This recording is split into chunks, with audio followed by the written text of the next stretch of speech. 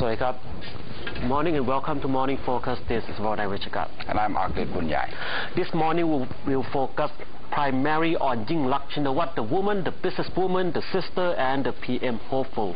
Okay, we're not only focusing on Yingluck, there's also mainly, a story... It's a primary. Primarily. We're also looking at how a group of red shirt UDDs are condemning the Pichai party for their use of double standards. And we're going to round the show off with a special report on the Vanijaka Day. All this plus the cartoon after the break. Welcome back to Morning Focus. Arglit, please do the honor. Right, the top story across most of the papers today we're going to take from Thai Rath, and their headline is that the princess convoy was involved in a car accident. Now, Her Royal Highness Princess Julapon was slightly injured when her car was involved in a minor accident during her visit to Jerusalem, Israel.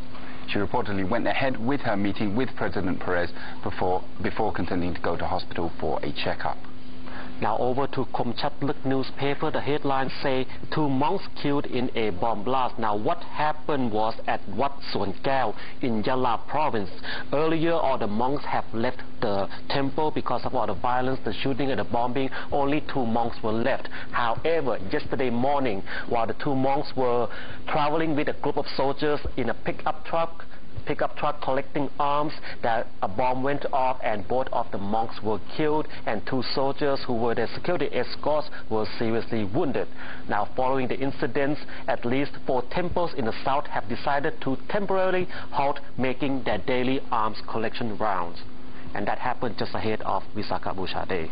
Right. Now, in our final headline from the Thai newspapers, it's another international story going with Matichon again. The IMF chief has been involved in yet another scandal.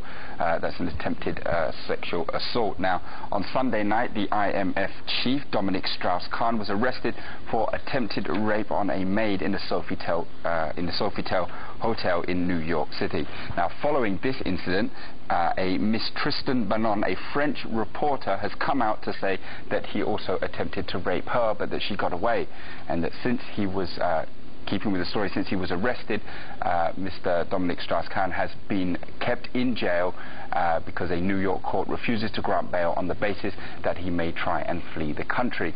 Now, in his defense, a close aide of Mr. Strauss-Kahn claims that it was an attempt, or this is an attempt by his enemies to tarnish his image ahead of the French presidential elections. Now, it's called the IMF for a reason. Now, moving on to our main story of the day. Pichai party yesterday officially named Yingluck, the younger sister of Thaksin, as the candidate for the prime ministerial post after a unanimous vote from party executive members.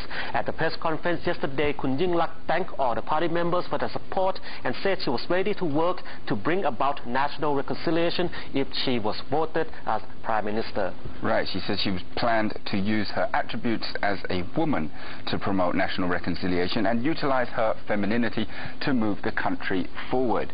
She said that she wanted all sides to reconcile and that this is a signal that Pichai does not think about revenge but only wants to help improve things. Now, when asked what she would do about bringing her brother home if she did in fact become the Prime Minister, she said that if elected, the Pichai government would treat everybody equally, including her brother, and that the priority of the party would be to bring benefits to the majority of the people. Now, the terms attributes as a woman and femininity, that's the best translation we can get from her in Thai, but really she meant her woman being gentle, caring, patient, that sort of characteristics would help. Hope that's what she means. Don't say that. She meant that. That's what she meant.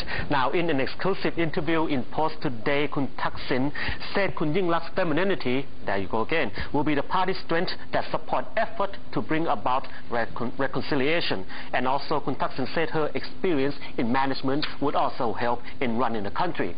Thaksin also said that Yingluck has no personal grudges against anyone in politics and that she can talk with all sides to bring about harmony. Thaksin said that if he wanted to be uncompromising, he would have chosen other candidates who would have had a tough image. For example, there's General Chayasit, his cousin. He might have been the party's #1 candidate, but no. Thaksin said he insists that he wants to compromise, he wants reconciliation, and therefore he went with Yingluck. Right, so in saying that, he has in fact confirmed that he was the one who confirmed his sister, his youngest sister, for the post of Pichai leader. Now, he said that some might call her his nominee, but what he actually prefers to call her is more like his clone. And he said that Kun Yingluck is his clone in that he had trained her in the skills of management since after she graduated university, and they have a similar management style. Another important thing is that Kun Yingluck is his sister and that she can make decisions on his behalf.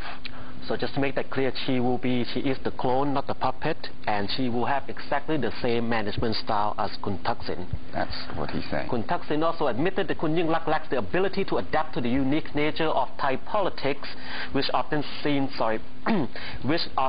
include violence and people attempt to topple the political leaders from power. However, he expects politics will soon get into the reconciliation mode and the conflict will ease.